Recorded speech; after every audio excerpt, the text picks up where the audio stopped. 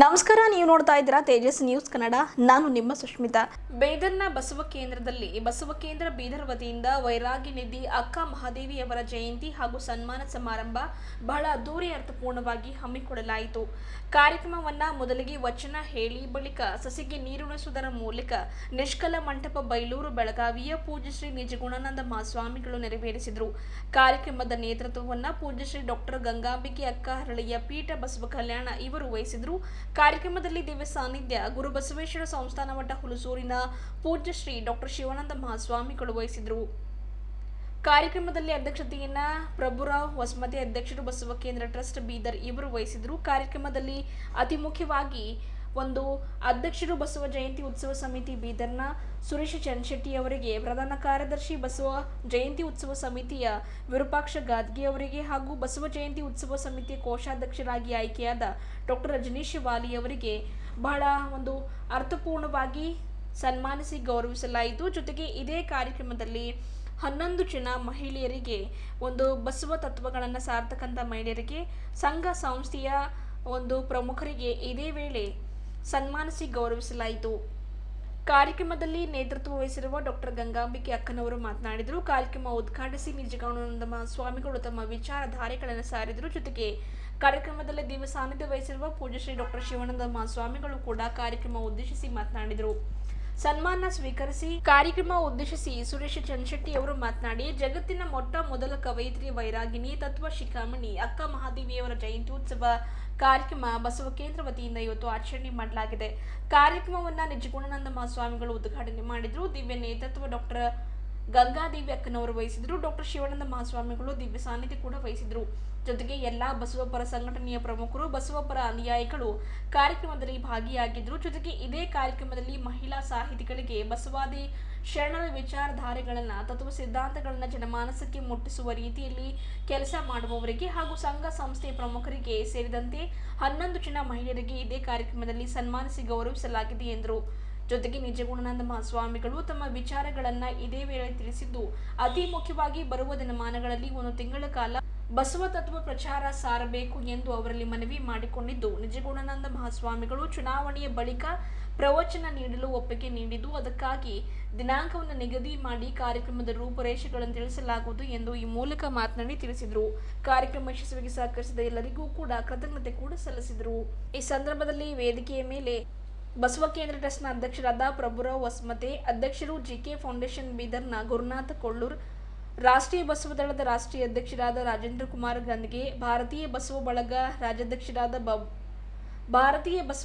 ರಾಜ್ಯಾಧ್ಯಕ್ಷರಾದ ಬಾಬುವಾಲಿ, ಅಖಿಲ ಭಾರತೀಯ ವೀರಶೈವ ಮಹಾಸಭಾ ಅಧ್ಯಕ್ಷರಾದ ವೈಜನಾಥ್ ಕಮಠಾಣೆ, ಜಾಗತಿಕ ಲಿಂಗಾಯತ ಮಹಾಸಭಾ ಅಧ್ಯಕ್ಷರಾದ ಬಸವರಾಜ ದನ್ನೂರ್, ಲಿಂಗಾಯತ ಮಹಾಸಭಾ ಅಧ್ಯಕ್ಷರಾದ ಕುಚಲರಾವ್ ಪಾಟೀಲ್ ಖಾಜಾಪುರ್, ಬಸವ ಬ್ರಿಗೇಡ್ ಅಧ್ಯಕ್ಷರಾದ ಬಸವರಾಜ ಪಾಟೀಲ್ ಹಾರೂರ್ಗೇರಿ, ಬಸವ ಜಯಂತಿ ಉತ್ಸವ ಸಮಿತಿಯ ಅಧ್ಯಕ್ಷ ಸುರೇಶ ಚನ್ಶೆಟ್ಟಿ, ಬಸವ ಜಯಂತಿ ಉತ್ಸವ ಸಮಿತಿಯ ಪ್ರಧಾನ ಕಾರ್ಯದರ್ಶಿ ವಿರೂಪಾಕ್ಷ ಗಾದಗಿ, ಬಸವ ಜಯಂತಿ ಉತ್ಸವ ಸಮಿತಿ ಕೋಶಾಧ್ಯಕ್ಷ ಡಾಕ್ಟರ್ ರಜನೀಶ್ ವಾಲಿ, ಬಸವ ಕೇಂದ್ರ ಅಧ್ಯಕ್ಷರಾದ ಶರಣಪ್ಪ ಮಿಠಾರೆ, ಮಹಿಳಾ ಬಸವ ಕೇಂದ್ರ ಅಧ್ಯಕ್ಷರಾದ ವಿದ್ಯಾವತಿ ಬಲ್ಲೂರ್, ಪ್ರಧಾನ ಕಾರ್ಯದರ್ಶಿ ಬಸವ ಕೇಂದ್ರದ ಶಿವಶಂಕರ ಡೋಕ್ರೆ, ಕಾರ್ಯದರ್ಶಿ ಮಹಾದೇವಿ ಜಗನ್ನಾಥ ಶಿವಯೋಗಿ, ಮಹಿಳಾ ಬಸವ ಕೇಂದ್ರದ ರಾಜಮ್ಮ ಚಿಕ್ಕಪೇಟ್ ಹಾಗೂ ಸಂಗಡಿಗರು ಇದ್ದರು.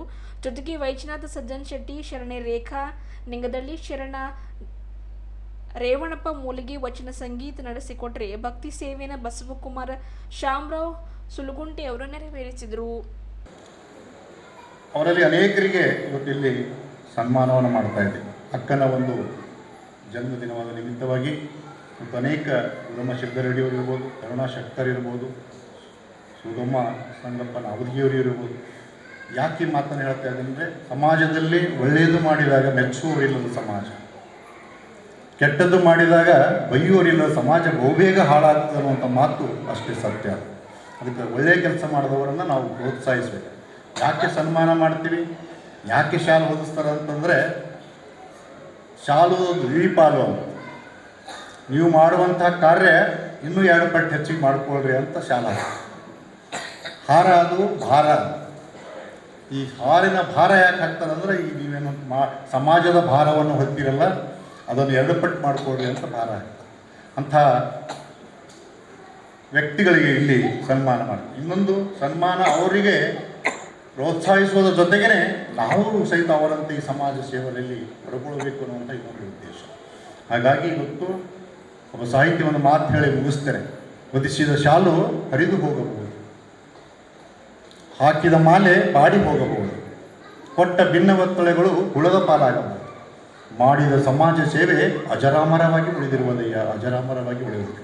ನಿಮ್ಮ ಸೇವೆ, ನಿಮ್ಮ ಸಮಾಜ ಸೇವೆ ಇನ್ನೂ ಹೆಚ್ಚಿಗೆ ಈ ಸಮಾಜಕ್ಕೆ ಕೊಡ್ರಿ ಅನ್ನುವಂಥ ವಿನಂತಿಯನ್ನು ಮಾಡ್ಕೊಳ್ತಾ ಬಸವ ಕೇಂದ್ರ ಸಂಸ್ಥೆ ತನ್ನದೇ ಆದಂಥ ಒಂದು ಕಾರ್ಯಕ್ರಮಗಳನ್ನು ಮಾಡ್ಕೊಳ್ತಾ ಪ್ರತಿ ತಿಂಗಳ ಒಂದು ಶರಣ ಸಂಗಮ ಕಾರ್ಯಕ್ರಮ 5ನೇ ತಾರೀಕಿಗೆ, ಪ್ರತಿ ರವಿವಾರ ಪ್ರಾರ್ಥನೆ ಕಾರ್ಯಕ್ರಮ, ಶರಣ ಸಂಸ್ಕೃತಿ ಉತ್ಸವ, ಈಗ ತನ್ನದೇ ಆದಂಥ ವಿಧಾಯಕ ಕಾರ್ಯಕ್ರಮ ಮಾಡುವಂಥ ಒಂದು ಸಂಸ್ಥೆ ಅದು ನಮ್ಮ ಬಸವ ಕೇಂದ್ರ ಸಂಸ್ಥೆಯಾಗಿದೆ. ಅಂತಹ ಸಂಸ್ಥೆಗೆ ಇವತ್ತು ಪೂಜ್ಯರು ಆಗಮಿಸ್ತಾರೆ. ಮತ್ತೊಮ್ಮೆ ತಮ್ಮೆಲ್ಲರ ಪರವಾಗಿ ಮತ್ತೊಮ್ಮೆ ತಾವೆಲ್ಲರೂ ಚಪ್ಪಾಳೆ ತಟ್ಟಿ ಪೂಜ್ಯರಿಗೆ ಹಾರ್ದಿಕ ಅಭಿನಂದನೆ ಸಲ್ಲಿಸಿ. ಮಹಾಭಾರತದ ಒಂದು ಸಭೆಯಲ್ಲಿ ಭೀಷ್ಮ ಪಿತಾಮಹನ ಒಂದು ಎದುರುಗಡೆ ಅವಳ ಚೀರಹರಣ ಮಾಡ್ತಕ್ಕಂಥ ಸಂದರ್ಭದಲ್ಲಿ ಅವಾಗ ಆಕಿ ಸೀರೆ ಎಳಿತಕ್ಕಂಥ ಸಂದರ್ಭದಲ್ಲಿ ಮೊದಲು ಗಟ್ಟಿಯಾಗಿ ಹಿಡ್ಕೊತಾಳೆ ಸೀರೆ, ಆಮೇಲೆ ಹಲ್ಲಲ್ಲಿ ಹಿಡ್ಕೊಳ್ತಾಳೆ ಗಟ್ಟಿಯಾಗಿ. ಅಲ್ಲಿಂದ ಕೂಡ ಹೋಗ್ತದ. ಕೊನೆಗೆ ಯಾರಿಗೆ ಪ್ರಾರ್ಥನೆ ಮಾಡ್ತಾಳ್ರಿ? ನಿಮ್ಗೆಲ್ಲ ಗೊತ್ತಿದೆ, ಅದು ನಾನು ಹೇಳೋದಿಲ್ಲ ಹೆಸರು. ಅಂದ್ರೆ ಏನ್ ತೋರಿಸ್ಕೊಡ್ತದಲ್ಲಿ ಅಂದ್ರೆ ಕೊನೆಗೂ ಅವಳಿಗೆ ಬಂದು ಯಾರು ರಕ್ಷಣೆ ಮಾಡ್ಬೇಕು? ಪುರುಷನೇ ರಕ್ಷಣೆ ಮಾಡ್ಬೇಕು ಅಂತಕ್ಕಂಥದ್ದನ್ನು ಅಲ್ಲಿ ತೋರಿಸ್ತಾ ಇದ್ದಾರೆ. ಆದ್ರೆ ಅಕ್ಕ ಮಹಾದೇವಿಗೆ ಆ 12ನೇ ಶತಮಾನದಲ್ಲಿ ಅನುಭವ ಮಂಟಪದ ಎದುರುಗಡೆ ಬಂದು ಪ್ರಶ್ನೆ ಮಾಡ್ತಕ್ಕಂಥ ಒಂದು ಸಂದರ್ಭದಲ್ಲಿ ಎಲ್ಲಾ ಕಡೆ ಓತಪ್ರೋತವಾಗಿ ಪರಮಾತ್ಮ ತುಂಬಿ ತುಳುಕಿದಾಗ ಈ ಸೀರೆಯನ್ನು ಮರೆ ಮಾಡ್ಕೊಂಡು ಬಂದಿಲ್ಲ ಯಾಕೆ ಅಂತ ಅಲ್ಲಮ ಪ್ರಭು ಪ್ರಶ್ನೆ ಮಾಡಿದಾಗ ಆಗ ಅಕ್ಕ ಮಹಾದೇವಿ ಉತ್ತರ ಕೊಡ್ತಾರೆ, ನನಗಾಗಿ ಅಲ್ಲ, ಇನ್ನೂ ಕಾಮುಕ ಕಣ್ಣಿರ್ತಕ್ಕಂಥವ್ರಿಗೆ ನಾನು ಉಟ್ಕೊಂಡು ಬಂದಿದ್ದೀನಿ ವಿನಃ ಇಲ್ಲಿ ನೋಡಿದ್ರೆ ಎಲ್ಲರೂ ಕೂಡ ಪ್ರಬುದ್ಧರು ಕಾಣಿಸ್ತೀರಿ, ಶರಣರೇ ಕಾಣಿಸ್ತೀರಿ, ಈ ಸೀರೆ ಅಗತ್ಯ ಇಲ್ಲ ಅಂತ ತಿಳ್ಕೊಂಡು ದೇಹ ಮೋಹವನ್ನು ತ್ಯಾಗ ಮಾಡಿದವಳು ಯಾರು ಅಂತಂದ್ರ ಅಕ್ಕ ಮಹಾದೇವಿ ತಾಯಿ.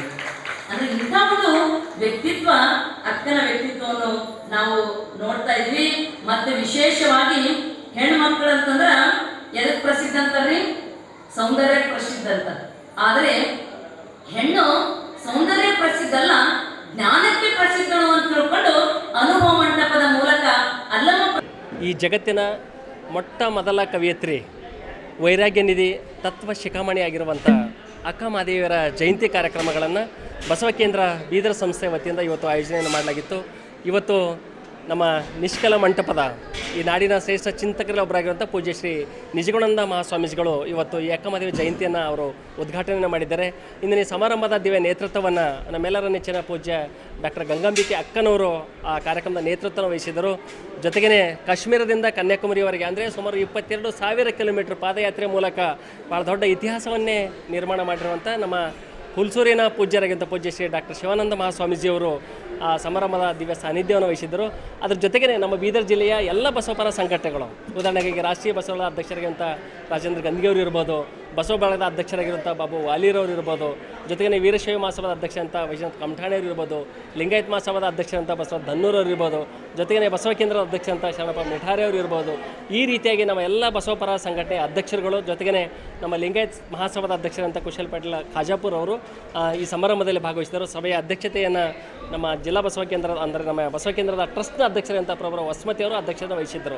ಇದೇ ಸಂದರ್ಭದಲ್ಲಿ ಅನೇಕ ನಮ್ಮ ಮಹಿಳಾ ಸಾಹಿತಿಗಳಿಗೆ, ಅದು ವಿಶೇಷವಾಗಿ ಈ ಬಸವಾದಿ ಶರಣರ ವಿಚಾರಗಳನ್ನು ಜನಮನಕ್ಕೆ ಮುಟ್ಟಿಸುವ ನಿಟ್ಟಿನಲ್ಲಿ ಅನೇಕ ಸಂಘಗಳನ್ನು ಹುಟ್ಟುಹಾಕಿ ಆ ಸಂಘಗಳ ಅಧ್ಯಕ್ಷರಾಗಿರುವಂಥ ಸುಮಾರು 11 ಜನ ನಮ್ಮ ಸಹೋದರಿಯರಿಗೆ ಈ ಸಂದರ್ಭದಲ್ಲಿ ಅಕ್ಕ ಮಹಾದೇವಿಯ ಪ್ರಶಸ್ತಿಯನ್ನು ನೀಡೋದ್ರ ಮೂಲಕ ಇಲ್ಲಿ ಆತ್ಮೀಯವಾಗಿ ಸನ್ಮಾನವನ್ನು ಮಾಡಲಾಗಿತ್ತು. ಜೊತೆಗೆ ಇಂದಿನ ಈ ಸಮಾರಂಭದಲ್ಲಿ ಬಹಳ ಅದ್ಭುತವಾಗಿ ನಮ್ಮ ನಿಜಗುಣಾನಂದ ಸ್ವಾಮಿಗಳು ಅವರು ತಮ್ಮ ವಿಚಾರವನ್ನು ವ್ಯಕ್ತಪಡಿಸಿದ್ದರು. ಬರುವ ದಿನಗಳಲ್ಲಿ ನಾವು ಅವರಿಗೆ ಮನವಿಯನ್ನು ಮಾಡ್ಕೊಂಡಿದ್ದೀವಿ.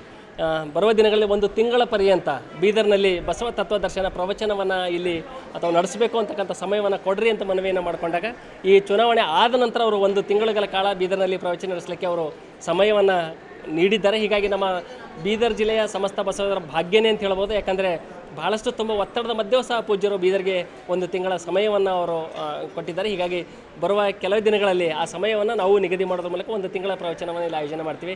ಒಟ್ಟಾರೆಯಾಗಿ ಬೀದರ್ನಲ್ಲಿ ಬಸವ ಕೇಂದ್ರ ಆಯೋಜಿಸಿರುವಂಥ ಇಂದಿನ ಅಕ್ಕ ಮಹಾದೇವರ ಜಯಂತ್ಯೋತ್ಸವ ಕಾರ್ಯಕ್ರಮ ಹಾಗೂ ಸನ್ಮಾನ ಸಮಾರಂಭ ಭಾಳ ಯಶಸ್ವಿಯಾಗಿ ಜರುಗಿದೆ.